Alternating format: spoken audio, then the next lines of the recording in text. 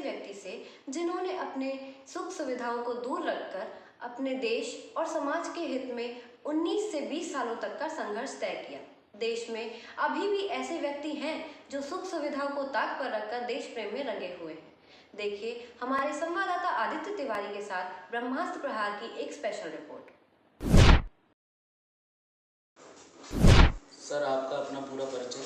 मैं देवेंद्र कुमार दीक्षित उत्तर प्रदेश उड़ान प्रशिक्षण संस्थान कानपुर में लिपिक के पद पर कार्यरत रहा तथा वहां व्याप्त भ्रष्टाचार, घोटाला एवं देशद्रोही गतिविधियों के संचालन का विरोध करने के कारण सेवा से पृथक कर दिया गया, जिसका बाद माननीय उच्च न्यायालय खंडपीठ लखनऊ में लंबित है। आपकी नियुक्ति कब हुई थी? हमारी नियुक्ति 1987 में और जूनियर कॉलेज के पद के राजकीय नागरिक उड्डयन निदेशालय उत्तर प्रदेश लखनऊ एयरपोर्ट लखनऊ में हुई थी। अच्छा, आपका स्थानांतरण लखनऊ से कानपुर कब हुआ? वर्ष 2000 में उत्तर प्रदेश में उड़ान प्रशिक्षण विधा को विकसित करने के लिए और डेवलप करने के लिए उड़ान प्रशिक्षण संस्थान को एक नई दिशा देने के लिए वहाँ मुझे स्थानांतरित किया गया, क्योंकि मैं उसमें विशेषज्ञता प्राप्त था। उड़ान प्रशिक्षण से संबंधित कार्य मुझे करने का एक प्रशिक्षण जैसे प्राप्त हुआ था, उसमें विशेषज्ञता की वजह से वहाँ हमको स्थानांतरित किया गया। उड़ान प्रशिक्षण विधा कैसे गायब हो गई?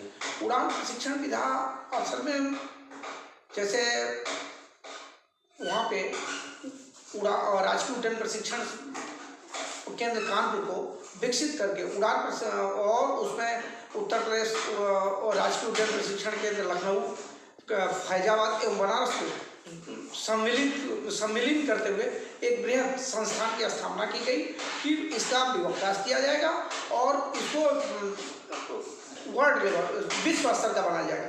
परंतु उच्चाधिकारियों के भ्रष्टाचार एवं लालच ने ऐसा उसको लालच के चलते आज उसका नामो निशान मिट गया। विवाद की स्थिति कैसे बन गई? विवाद की जब मैं लखनऊ से कानपुर स्थानांतरित हुआ तो उड़ान प्रशिक्षण से संबंधित अभिलेखों को संयमित करना शुरू किया और जब मैं उसको रेगुलराइज करके सोचा कि एक अच्छे पैटर्न पे ले आऊँ तो वहाँ पे कोई चीज़ व्यवस्थित नहीं था और व्यवस्था करने में प्रॉब्लम आने लगी। तो उच्चाधिकारी जो वहाँ पे थे, पायलट इंस्ट्रक्टर इंचार्ज, उनसे वो नाराज होने लगे। फिर हम वो व्यक्तिगत शत्रुता मानने लगे। इस वजह से मुझे एक प्रार्थना पत्र प्रस्तुत किया गया दिनांक 19/5/2001 को। विवाद की जड़ यहीं से शुरू हुआ, 19/5/2001 के प्रार्थना पत्र से। आपको कब और कैसे पता चला कि देशद्रोही गतिविधियां चल रही हैं? मैं उन दिनों सर्वदर्श की बीमारी के वजह से उत्पन्न तमाम भयंकर एवं जानलेवा बीमारियों से ग्रसित था और उड़ान प्रशिक्षण संस्थान के कार्य में राजकीय उड्डयन प्रशिक्षण केंद्र के काम में वहाँ पे लिपिक के पद पर मैं अकेला कर्मचारी था। अभिलेख के जो काम थे सब मेरे संरक्षण में थे और एक दिन पायलट इंस्ट्रक्टर इंचार्ज महोदय ने कहा कि कल आप मत आइएगा। तो मुझे बड़ा आश्चर्य लगा कि जो अधिकारी मुझे मानने पर छुट्टी नहीं देता, बीमारी में हमको इलाज के लिए नहीं जाते, वो कल मना क्यों कर रहा। इस वजह से मैं कहा ठीक, उनसे कह दिया ठीक है नहीं आऊँगा, लेकिन मैं दूसरे दिन ऑफिस टाइम पे 9 बजे पहुँच गया। जब मैं पहुँचा तो देखा कि एक जहाज उड़ रहा है, एक प्रशिक्षण वायुयान उड़ान भर रहा। मुझे डर लगा कहीं हाई जैकिंग तो नहीं होगी, क्योंकि उस समय हाई जैकिंग की समस्या, उसमें हाई जैकिंग वायुयानों बहुत तेज़ी से हो रहा था। फिर मैं भाग के ATC गया, ATC पर सूचना प्राप्त किया तो उन्होंने कहा कि आपके पायलट इंस्ट्रक्टर इंचार्ज आपका उड़ा रहे हैं, कोई घबराने की बात नहीं, आप जाइए अपना।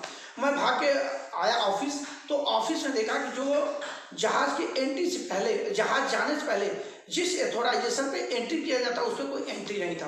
तो मैं पहुंचते ही पहला काम एथोराइजेशन रजिस्टर पे एंट्री कर दिया।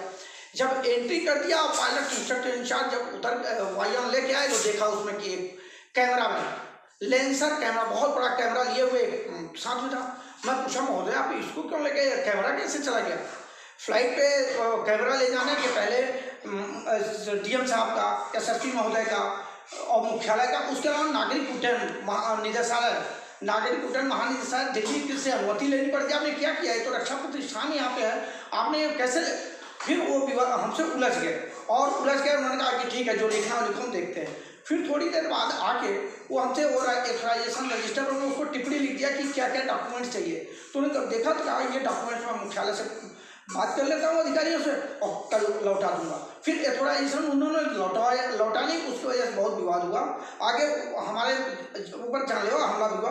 उसी उड़ान से हमको पता चला कि यहाँ पे ये लोग पाकिस्तान के खुफिया एजेंसी ISI के लिए या किसके लिए काम कर रहे हैं, ये देशद्रोह का काम है।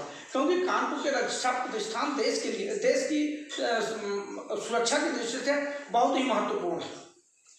अच्छा, इतनी लंबी लड़ाई आप बिना पैसों के कैसे लड़ी आपने? देखिए, ईश्वर, सत्य के साथ ईश्वर रहता है। ईमानदारी से आप काम करें, बहुत लोग समाज में ऐसे हैं जो आपको प्रमोट करेंगे, जो आपको प्रोटेक्ट करेंगे, जो आपको आपके साथ तन से तो नहीं लेकिन मन और धन से खड़े रहेंगे। हमको प्रदेश के कुछ वरिष्ठ IAS अधिकारियों ने, कुछ वरिष्ठ पुलिस अधिकारियों ने और माननीय जजों ने भरपूर सहयोग किया और इस लड़ाई की सच्चाई जान करके कि देश के सुरक्षा के जो खिलवाड़ कर रहे हैं उनके विरुद्ध लड़ रहा है, उन्होंने हमारा भरपूर मदद किया और लड़ाई निरंतर चलती रही। लड़ाई इतनी लंबी क्यों चली जबकि देशद्रोह के मामले में निर्णय कार्रवाई जल्दी हो जानी चाहिए? जी, आपका पूछना एकदम उचित है, सही कह रहे हैं कि देशद्रोह के मामले में निर्णय जल्दी आना चाहिए, परंतु मैं माननीय न्यायालय के खिलाफ टिप्पणी नहीं कर सकता कि न्यायालय के चलते हुआ। कहीं न कहीं इस क्वेश्चन का प्रत्यक्ष उत्तर देना उच्च समाज के लिए और माननीय न्यायपालिका के लिए ठीक रही, इस पर हम कोई टिप्पणी नहीं करेंगे।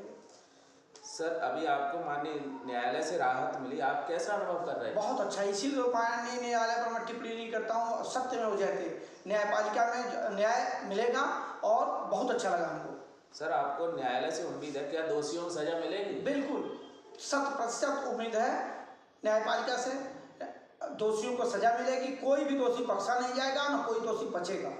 उत्तर प्रदेश उड़ान प्रशिक्षण संस्थान कानपुर की स्थापना कब हुई तथा इसकी पर संपत्तियां किसके संरक्षण में है? वर्ष 2001 में राजकीय उड्डयन प्रशिक्षण केंद्र लखनऊ, कानपुर, फैजाबाद एवं बनारस की परिसंपत्तियों तथा वायुयानों को सबको सम्मिलित करके एक उत्तर प्रदेश उड़ान प्रशिक्षण संस्थान की स्थापना की गई कि प्रदेश में उड़ान विधा को की प्रगति और विकास किया जाएगा। आपने देश के लिए इतना, परंतु उसको उसकी अरबों की संपत्तियां कहाँ है, इसका कोई हिसाब नहीं है। आपने देश के लिए इतना कष्ट उठाया, देश की सुरक्षा की लड़ाई लड़ी, देश के नाम को संदेश देना बिल्कुल देना चाहेंगे। सत्य में हो जाते, हर व्यक्ति को ईमानदारी से अपनी नैतिक जिम्मेदारी समझ के कार्य करना चाहिए ताकि देश खुशहाल हो, उनका जीवन सुखी रहे और हमेशा प्रसन्न रहे। सत्य में हो जाते। आप इस खबर के बारे में क्या सोचते हैं, हमें कमेंट सेक्शन में बताएं। साथ ही ब्रह्मास्त्र न्यूज़ को सब्सक्राइब और शेयर भी ज़रूर करें।